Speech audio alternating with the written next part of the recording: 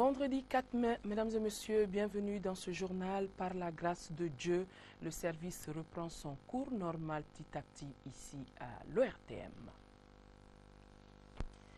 Le président de la République, par intérim, a regagné Bamako aujourd'hui en provenance de Dakar où il a pris part au sommet extraordinaire de la CEDEAO sur le Mali et la Guinée-Bissau. Dioncounda Traoré était accompagné du Premier ministre Cheikh Modibo Diarra et d'une forte délégation. À leur arrivée, ils ont été accueillis par des membres du gouvernement, le corps diplomatique avec à sa tête le doyen Abou Rabat de la Palestine.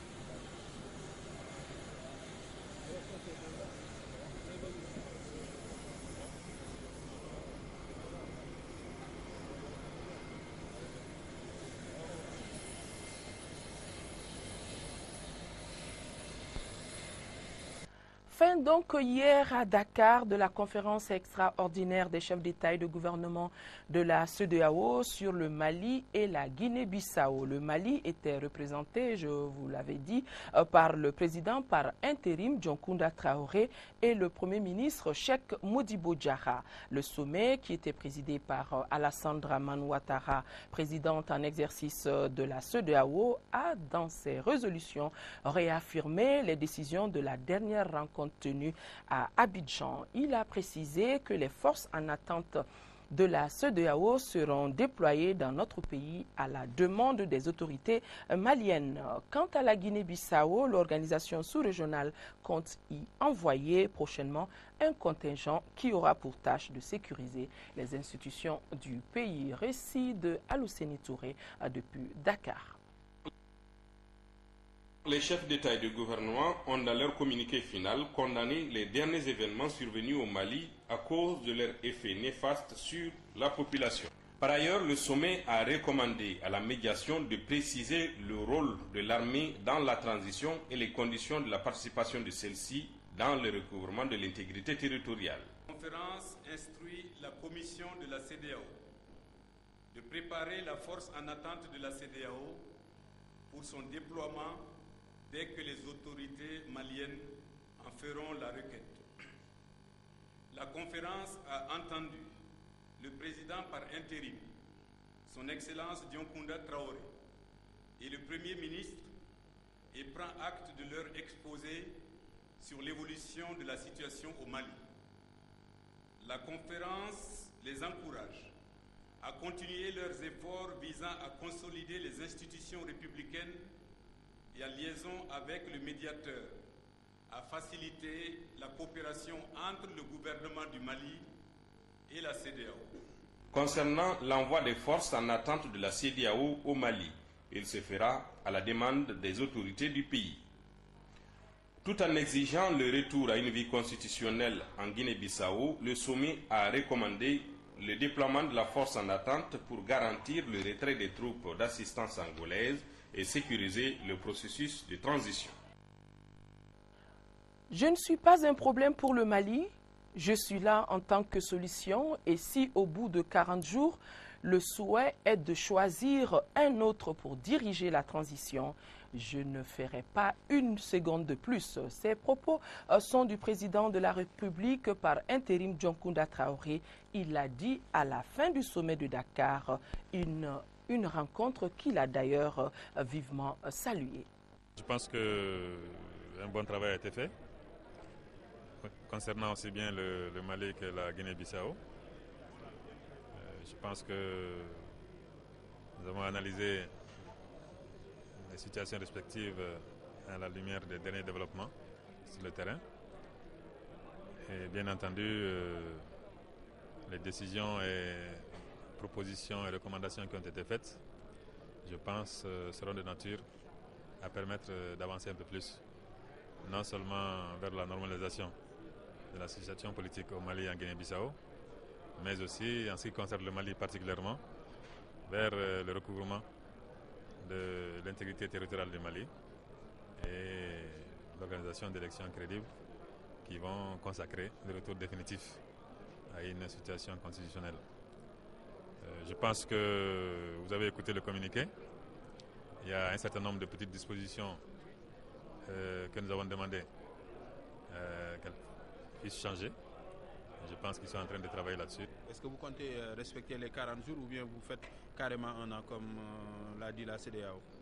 En réalité, dans l'esprit de l'accord cadre, il y a une période de 40 jours maximum qui concerne l'intérim. Et après cette période de 40 jours, si les élections ne sont pas organisées, évidemment, nous sortons quelque peu des situations prévues par la Constitution. Je ne dis pas que nous sommes en contradiction avec la Constitution, simplement ce n'est pas prévu par la Constitution. Et en ce moment-là, il appartient au peuple malien de décider ce qu'il va faire. Maintenant, est-ce que je vais faire 40 jours, est-ce que je vais faire un an? Bon, je pense que la date d'un an proposée, je dis bien proposée par la CEDEAO, est une date indicative. Mais en ce qui me concerne, vraiment, je ne suis pas un problème pour le Mali. Je suis là en tant que solution, mais je ne serai jamais un problème pour le Mali. Si au bout de 40 jours, le souhait c'est qu'on choisisse quelqu'un d'autre, moi je ne ferai pas une seconde de plus. Le Premier ministre Cheikh Modibo Diarra a lu saluer également la solidarité de la CEDEAO envers notre pays. Dr Cheikh Modibo Diarra pense que les décisions prises sont conformes aux attentes du peuple malien. Nous avons participé à un sommet très courtois. Nous avons vu la solidarité entre la CEDEAO et surtout le Mali et envers le Mali et la Guinée-Bissau. Cela nous a convaincus réellement de ce sentiment d'accompagnement que cette organisation n'arrête pas de promouvoir. Maintenant, il nous revient à nous, après avoir compris que le danger qu'il y a dans le nord de notre pays n'est pas un danger limité à notre pays.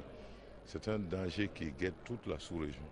Et malgré ce caractère imminent et urgent de ce danger, les pays de la CEDEAO nous ont quand même laissé le temps à nous Maliens et laissé de l'espace de nous rassembler, de trouver la solution ou les portes de sortie à nos propres problèmes, afin qu'eux puissent maintenant nous accompagner lorsque nous allons le leur demander.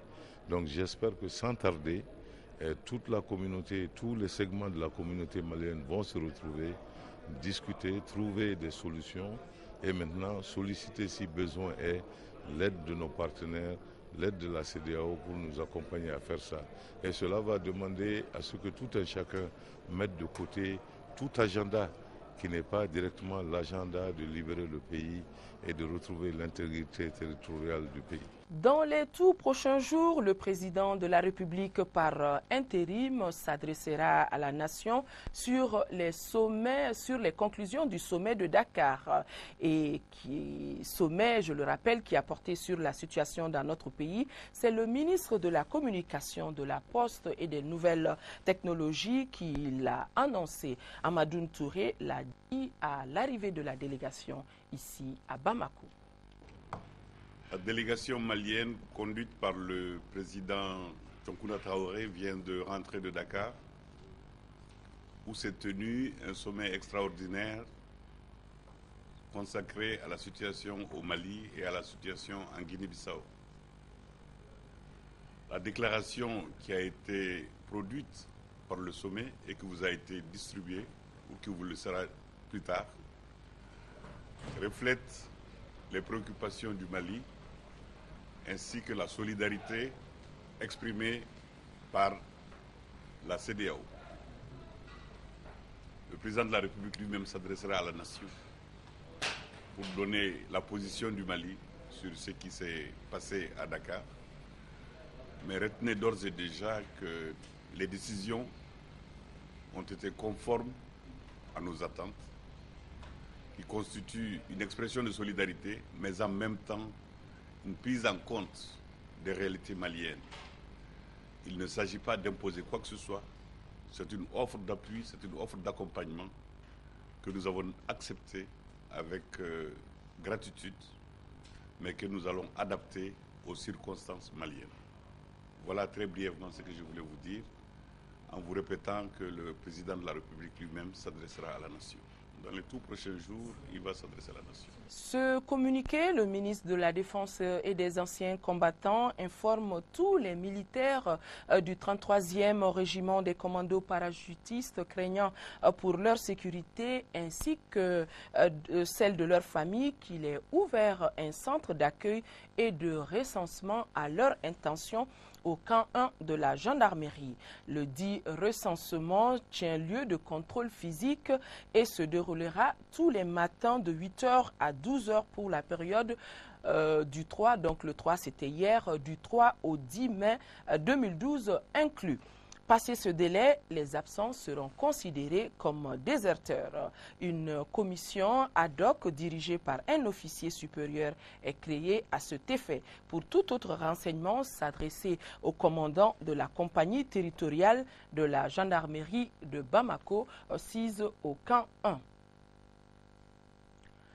La communauté musulmane du Mali a prié ce vendredi pour le retour de la paix et de la quiétude dans notre pays. C'était à l'appel du Haut Conseil islamique du Mali. La prière a eu lieu à la grande mosquée de Bamako et était dirigée par l'imam Koké Kale. Reportage Alpha Meiga.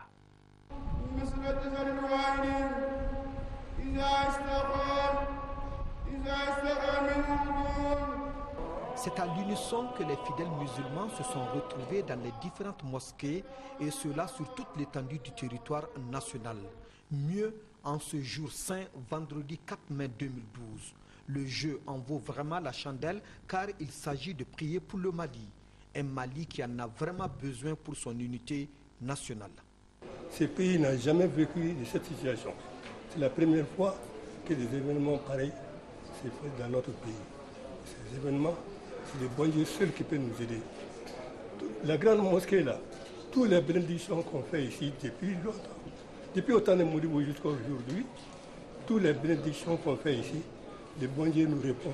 S'agissant de la situation qui prévaut dans le nord du Mali, les fidèles musulmans n'ont pas été indifférents.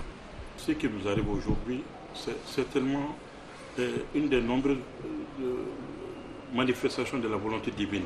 Dieu nous a gratifié de ce qui nous arrive aujourd'hui. Et tout ce qui nous reste à faire, c'est de rendre grâce à Dieu, de prospérer dans le bienfait, de prospérer dans la prière et de prospérer dans tout ce que nous posons comme acte quotidiennement pour que Dieu, qui nous a gratifié de ses bienfaits, que ce même Dieu puisse nous pardonner et faire partie de tout ce que nous avons aujourd'hui comme difficulté, comme problème.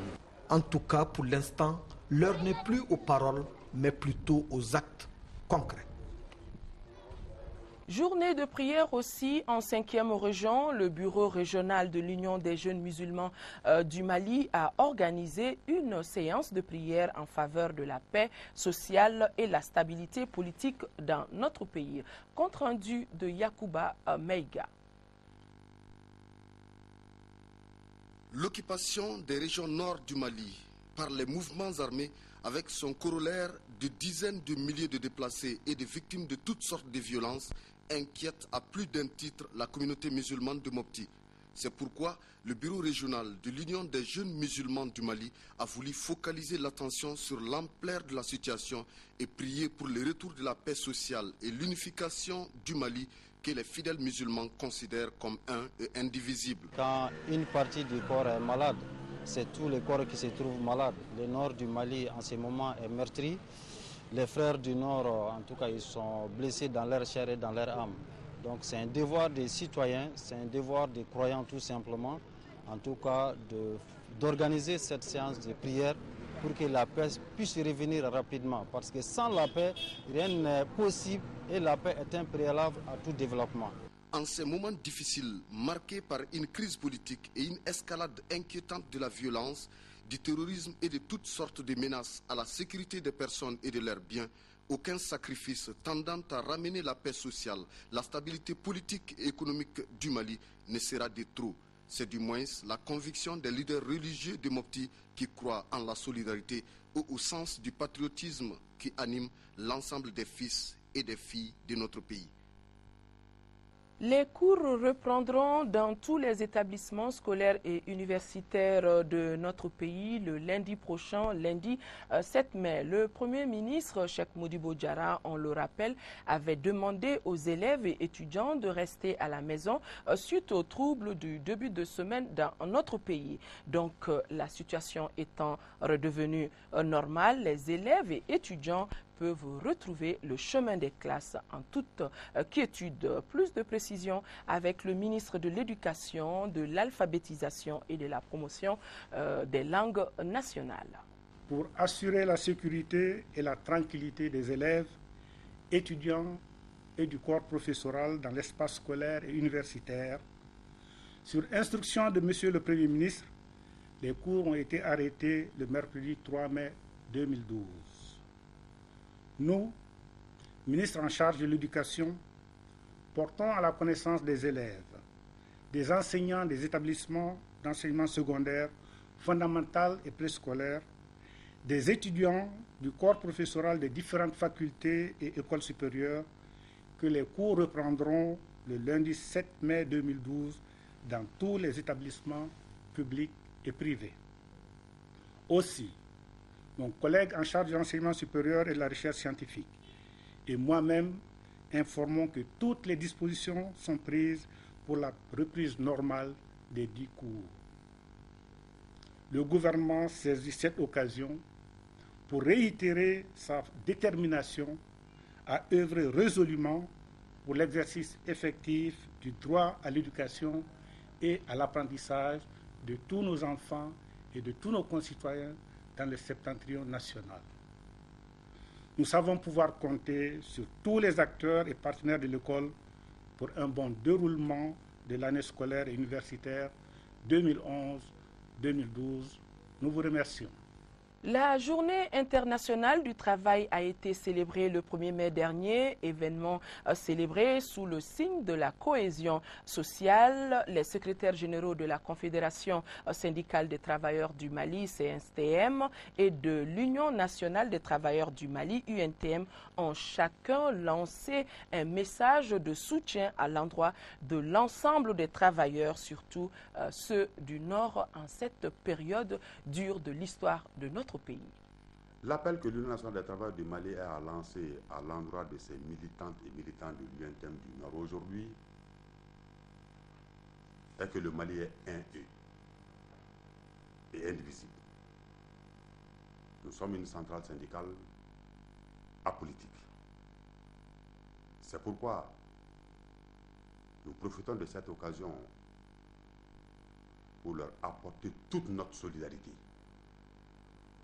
que nous avons toujours apportée.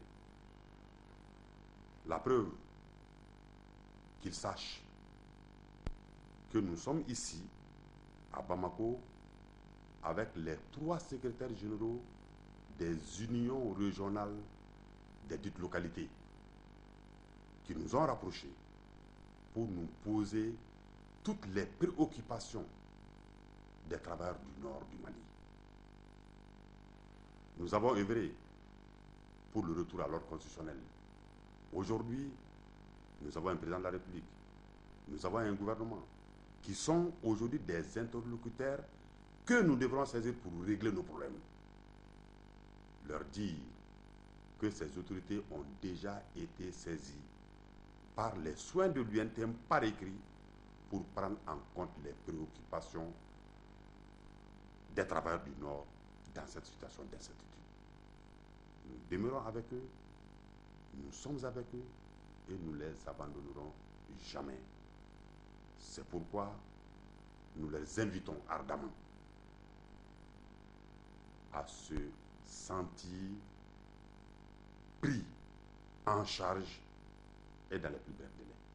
Nous ne ferons pas à notre devoir vis-à-vis d'eux. Depuis février dernier, compte tenu des événements, à la Confédération ici, nous avions pris la décision d'annuler tout ce qui était activité, disons, du 1er mai.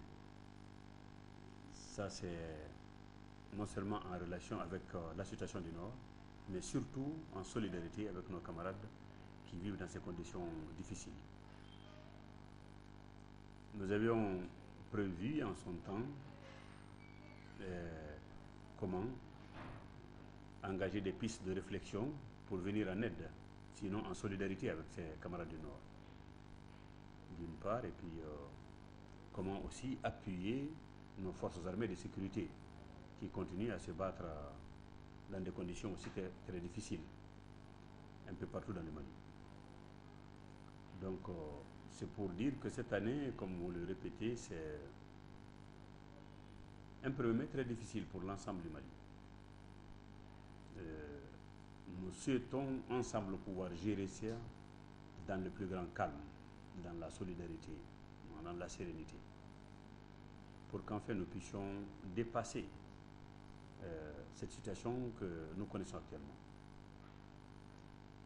Cela se fera sincèrement en harmonie entre nous-mêmes, en entente entre nous-mêmes, et encore une fois dans l'unité nationale. C'est pourquoi nous appelons l'ensemble des travailleuses et des travailleurs du Mali, au-delà de toute divergence, à se donner les mains pour faire face aux défis qui nous est commun, c'est-à-dire l'unité nationale. Hier, c'était notre journée à nous autres journalistes avec la célébration de la Journée mondiale de la presse, occasion qui a été saisie par le président de la Maison de la presse de plaider encore et davantage pour de meilleures conditions de travail pour les journalistes. Une presse libre, indépendante et responsable. Makan Kone est au micro de Tamsir Diabaté. Les événements que nous avons connus en mars, le Mali était 25e sur 179 pays déjà, ce qui était une très bonne place. Maintenant, depuis les événements, il n'y a pas eu d'autres classements. Donc, pour vous dire que la crise va forcément, sérieusement, jouer sur le rang du Mali dans son classement habituel. Le Mali qui était toujours parmi les 5 premiers en Afrique. Pas particulièrement parce que, à cause du fait que les journalistes ont des soucis à Bamako, pas cela. D'abord, à cause de la situation que vivent nos confrères, qu'ont vécu nos confrères au Nord. Vous avez parlé de la rébellion au Nord. D'abord, les radios qui ont été saccagées, des journalistes, la plupart des régions de Gao, Kidal, Tombouctou, qui ont abandonné leur station, leur radio et tout, pour venir, comme la population, à cause des crises, de la crise de l'insécurité, qui sont rentrés à Bamako, à cause du fait que beaucoup de radios ont été saccagées au nord du Mali. Maintenant, pour ce qui concerne le sud, en termes de l'état de la presse, nous déplorons, il faut vraiment déplorer, insister sur la situation que vit l'ORTM et la situation que les travailleurs de l'ORTM vivent. Nous comprenons un peu, à chaque fois qu'il y a coup d'État et tout, on s'attaque aux médias d'État d'abord pour les maîtriser. Mais nous disons déjà qu'on est dans une situation de retour à l'ordre constitutionnel. Nous souhaitons vraiment que les autorités voient comment mettre nos confrères de l'ORTM dans le minimum de sécurité pour pouvoir faire leur travail normalement. Pour ce qui concerne la presse privée, en gros, fondamentalement, elle n'a pas assez de problèmes dans l'exercice de ses fonctions. Le seul problème que nous avons ici, que nous constatons au niveau de la presse privée, c'est le problème de l'accès à l'information. L'accès à l'information provenant du Nord, à cause du fait qu'ils sont plus nombreux, les journalistes qui exercent, elles sont plus nombreuses, les stations de radio qui émettent dans toute la partie Nord occupée aujourd'hui. Maintenant, au Sud aussi, l'accès à l'information n'est plus comme avant, à cause de la piscose qui règne, à cause de l'insécurité qui règne souvent, à cause de la situation vraiment précaire. Les journalistes n'ont pas accès directement à certaines sources d'information comme c'était le cas avant. Le ministre de l'Administration territoriale, de la décentralisation et de l'aménagement du territoire convie les membres de la commission consultative du cadre de concertation à une rencontre de prise de contact le lundi 7 mai 2012 dans la salle de conférence du gouvernorat du district de Bamako, et la réunion est appelée à se tenir à 10 heures précises. Le ministre rappelle que la commission consultative regroupe les présidents des partis politiques. Le bureau exécutif de l'AMUPUI sollicite toutes les bonnes volontés, aussi bien nationales qu'étrangères, pour leur participation au projet lancé par le Haut Conseil islamique du Mali, Solidarité avec les régions du Nord. Des numéros de compte ont été ouverts à cet effet. BDM SA, numéro de compte 02 60 01 27 32 41 94.